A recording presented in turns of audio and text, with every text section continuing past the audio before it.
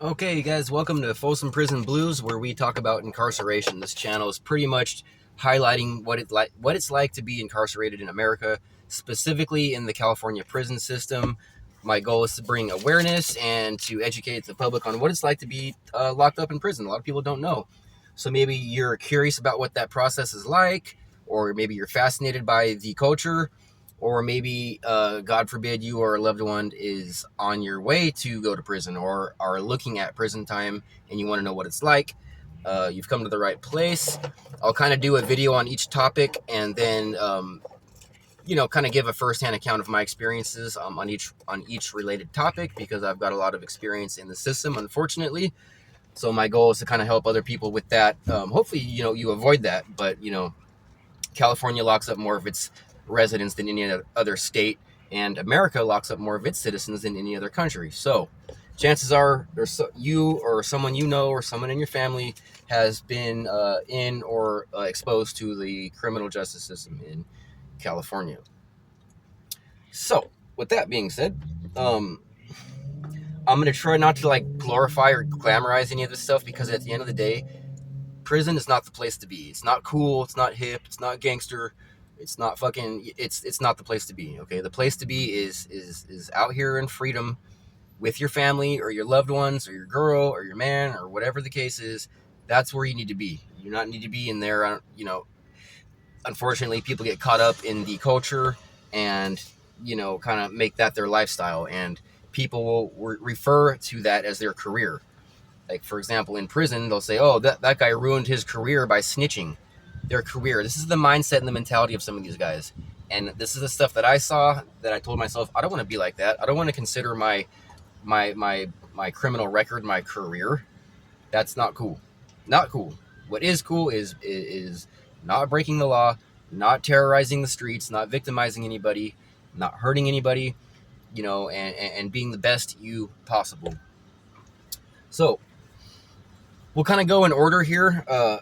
So if you are looking at going to prison, just hypothetically or theoretically, if you're going to prison, you have to go through the court system first, right? And that includes county jail. So this will kind of be about county jail and just like a very basic introduction to that, and then we'll move on to prison. So when you get arrested and charged with a crime, you get arrested and sent to jail. It'll be your local county jail in whatever jurisdiction the crime happened in. So you go into the county jail and you're going to go through what's called the booking process. Booking is when they basically, that's when they take your fingerprints, your mugshot, they enter you into the database. You are received into the jail, into the court system, all those things. They kind of like check you out, put you in this national database, see if, you have any wants or warrants anywhere else, that sort of thing. And it's a long process. The booking process could take anywhere from a couple hours to a couple of days. I've had to go through booking. It took me 72 hours my last time in Sacramento County Jail. So the booking process sucks because you're kind of in limbo. You're still in your regular clothes. You're stripped of your belts, your shoelaces, and your belongings. And you're stuffed in these big holding tanks. And generally, depending on the jurisdiction, they're going to be crowded, overflowing with people. It's going to be smelly, hot, stinky. There's going to be drunk people, drunks, bums, homeless people, people that are intoxicated or coming off substances. There's going to be people who are combative, argumentative, angry because of their circumstances. So a lot of stuff can happen in these holding tanks. Just get through it. There should be a chance, an opportunity somewhere there to use the phone. I can't tell you what your county jail is like, but in Sacramento County, there's one or two janky ass phones. They're like pay phones that are on the wall, and everyone wants to use it. So you kind of got to like get your spot in line and not let anyone take your spot, and again, is it worth getting in a fight over, or getting hurt over, or hurting someone else over? If someone gets on the phone when you think it's your turn, that's up to you. You're not quite like in a actual incarcerated housing unit yet, so it's not like really a matter of respect at this point. At this point, you kind of just want to survive this. So if there's going to be trouble over the phones, then just back off. But it is an opportunity to call your loved ones and let them know that you've been arrested. Call your attorney, maybe make bail if that's what you're trying to do. And yeah, so you go through the booking process. From there, you're going to get housed. So what that means is you're going to be strip searched and given your jail clothing. They're going to take your personal clothes and give you the jail clothes. It's usually going to be orange, nasty smocks that are like dirty and gross. You're going to strip out butt naked in front of the cops, in front of a bunch of other dudes. So it's not the place to be modest. You're going to get naked in front of everyone. You're going to turn and bend over and spread your cheeks. You're going to lift your nutsack up and all that bullshit. You're going to be given your bedroll, and you're going to be sent to your housing location. So again, depending on where you're at, what your security needs are, and other factors will determine where you're going. Either you're going to go to a cell or to a dorm. If you can get to like a dorm scenario, that would be great. For me, I would like that scenario better, especially in county jail, because there's more freedom, so to speak. Like day room is generally open throughout the day. The TV's on. There's TV playing. You play board games or chess or card games with people. There's phones that you can use. Shower whenever you want. If you go into a cell, you're going to be locked into a cell with another dude for probably 23 hours a day. That's how it is in Sacramento County. You're in that cell and you're locked the fuck down, and it sucks.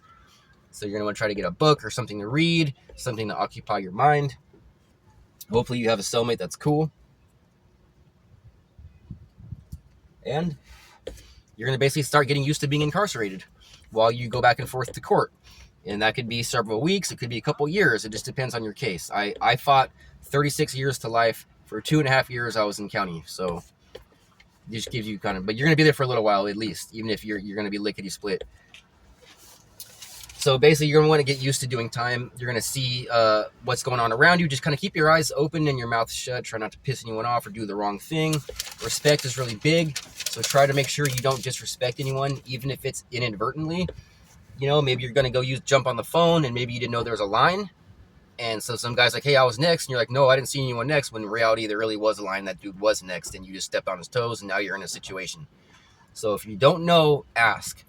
Generally speaking, the inmate workers who live in the unit, who are going to be the guys that are handing out the food or wiping the tables, mopping the floors, those are going to be like guys with a lot of seniority in that jail. They've probably been there a long time. And so for that reason, they were given these little jobs. Those are going to be the guys to go to for like extra toilet paper, for any questions you might have. Another suggestion I have is to make friends with people. You're going to meet all the other inmates around you, kind of see who you have things in common with, who's cool, and befriend them. Because you're gonna kind of need that. You're gonna need people to talk to. Also, they don't give you shit in terms of hygiene or food or personal belongings. So you want to use the commissary system or the canteen system to get your hygiene, your shampoo, toothpaste, deodorant. You need shower shoes. Shower shoes is a must. You need those shower sandals for when you take a shower. Otherwise, you're gonna get nasty ass athlete's foot. So you need to make sure you get money on your books. Any money you get arrested with should be posted to your books automatically. Otherwise, you need to call your family or write home and ask them to put money on your books. You'll figure out how that process is done. Get money on your books so you can take advantage of that canteen, of that commissary, so you can order not only personal items, but also food items, because you're going to starve. You've never done time before. Just know that you are going to starve. You do not get enough to eat. They give you the bare minimum just to keep you alive. And the food is terrible. So you want to take advantage of that and buy your own food. Ramen soups generally are the big thing. They are going to charge you an exorbitant rate. It's like $1.20 for one ramen soup that costs 20 cents at the supermarket. So all the stuff that you are being sold is going to come at an inflated price. This is the highway robbery that these companies and jails and prisons use to make money off of you and your downfall. Because you have no other choice. If you want to starve, or are you going to pay $1.20 for a soup? Do you want to not talk to your family, or are you going to pay 35 cents a minute? It's bullshit. It is what it is. But I still suggest you need that money on your books to survive. Also, those food items kind of serve as commerce, as currency. You can use those food items to purchase things you can't otherwise get, like a haircut, for example. How are you going to get your haircut? Well, you need to find a guy who can cut hair, and he's not going to want to do it for free, so you want to get some items so you can pay that man, have him cut your hair, have someone wash your clothes for you. You need that for your commerce. Hopefully you'll be in a spot where there's people who have either been to prison before or who have done time before, who can kind of show you the ropes and kind of show you what's up, like how to act, what to do, what not to do.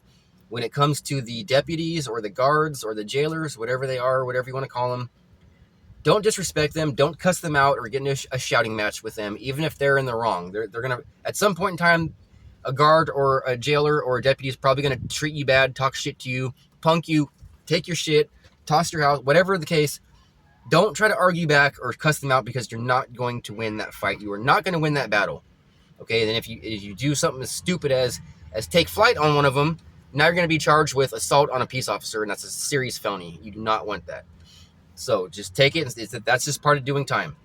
Another reason you don't want to disrespect staff is when you do that, you bring attention to yourself and others around you. Remember, you're in a pod or a unit with a bunch of criminals, and they're probably up to there's some sort of criminal activity going on around you. You might not see it, but there is stuff taking place. There's probably people making alcohol. There's probably some sort of drug trade going on. There's going to be gambling for sure, and other forms of contraband. And you do not want to bring heat on yourself, because if you bring their attention on you, it also brings the attention on your neighbors. So your neighbors get caught with something because of what you did. Now you're in a position to be in a lot of trouble, and you don't want that. So it's never a good idea to bring attention to yourself. Another thing you want to never, ever do in jail or prison is snitch. Now, snitching is pretty obviously, that's when you tell on someone, right? But what a lot of people don't realize is there's other things you can do that are considered snitching or dry snitching, right? So if a fight happened and the cops run in and they don't know who got in a fight, they say, hey, what happened? If you said, hey, some guys over there were fighting, that's snitching. Even if you don't point the finger at someone specifically, you still told the cops what's going on in there. That's snitching. Or dry snitching. Careful what you say on the phone. Whatever you say on the phone is going to be used against you. They'll even tell you that on the prompts. So don't talk about your case on the phone. They'll use that against you. Do not talk about what's going on in the pod on the phone, because they will listen in and bust you, and that's dry snitching. You do not want to be that guy that is responsible for other people getting charged with shit. It's not a good look. That, and the second big no-no is stealing. No one likes a jailhouse thief. They get killed, or they try to kill them. So do not take something that doesn't belong to you. It's pretty straightforward, but again, there's those gray areas where you're not sure. So the basic rule of thumb is this: if it's not yours, don't fucking touch it. I've seen scenarios where, like, someone leaves a cup or a bowl or a pair of shower shoes in the day room on a table or something. They've been there for 2 or 3 days, and some guy's like, oh, look, they must be up for grabs, and they go take it. Don't do that shit. Not only is it low budget and low class, it's not fucking yours. Someone could have just forgot it and left it there, and then the next thing you know, hey, who took my da-da-da? And then you got the dude's bowl, and you look like a thief. If it's not yours, don't touch it. I don't care how bad you fucking need it. Don't fucking touch it. If there's something that you need, ask for it. Ask your cellmate, your bunkmate, your friends, the workers. Ask somebody. If you need something, they'll probably try to give it to you, especially if it's something like that. Okay? For your mental health, I suggest you get into a daily program, because you're going to be there for a while fighting your case and then moving on to prison. So you're going to want to get used to prison. You want to get acclimated to doing time and having your freedom taken from you. Again, whether you're in a cell or a dorm, the best thing to do is to get into a daily routine that you do the same thing every day. Do the same thing every day. First of all, your hygiene. Keep your hygiene up to par. Hygiene is very important. I understand you're depressed, you want to lay around and not do anything, but you need to shower daily. You need to brush your teeth, wash your clothes. Clothing exchange is only once or twice a week in there. You need to wash your own clothes. Bring your clothes into the shower with you and wash them. Hang them up to dry when you get out, especially your underwear and your socks. You want to wash those daily. Don't be the guy who's stinking up the fucking pod. Again, if you don't have any soap or hygiene, someone will give you something, because no one wants to be around someone who smells. So swallow your pride and ask for shit that you need if you don't have it. Someone will help you. Work out. Do something physical every day. Set a particular time in the day in accordance with what you find best for you or for your buddies. Do your little workout program. Work out, shower, wash your clothes, get out of the shower, clean up your bed area, get your time where you read your newspaper or your book. Maybe like for me, I'll get up in the morning, make my coffee, and read, and that's kind of my quiet time. Later on, after that, I'll clean my bed area or my cell, get everything nice and spick and span. That kills a couple hours. Then I'll go do a little workout program. Then I'll take a shower. That kills a few more hours. Then it's dinner time. Then after dinner, we'll go play cards or use the phone or whatever. Do the same thing every day. It'll make your time go by really quickly, and it'll keep your mental health, stable. If you're under a lot of stress or you're looking at a lot of time, like I was looking at 36 to life. And so I would find myself in county jail looking at 36 to life with no hope, no light at the end of the tunnel.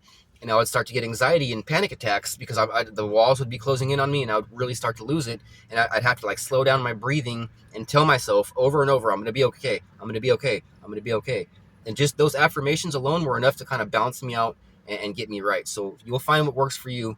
Strongly suggest getting into a daily routine that you do every day, especially something that involves working out. Even if it's just walking laps for 45 minutes or doing 10 push-ups, 100 push-ups, 20 sit-ups, jumping, whatever the case is. You don't have to be a workout guru.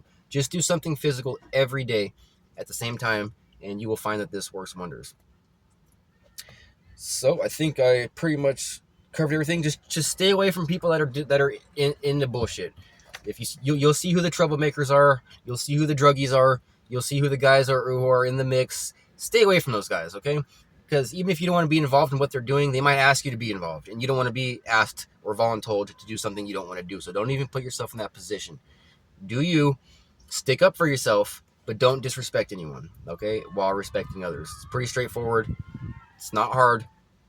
Just keep yourself clean, tidy, be respectful, don't talk to the police, and don't take anything that's not yours, okay?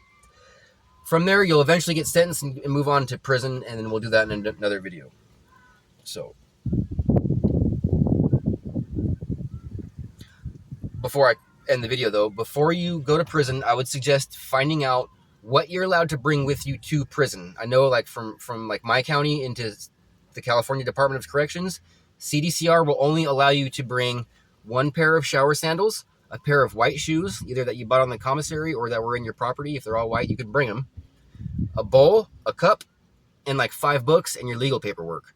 So it may have changed since then, or if you're in a different state, they may have different requirements. Find out what you can bring and what the maximum amounts of items you can bring, and try to stock up on those items for when you go to prison. You have everything that you need. Okay? So I'll see you on the next video.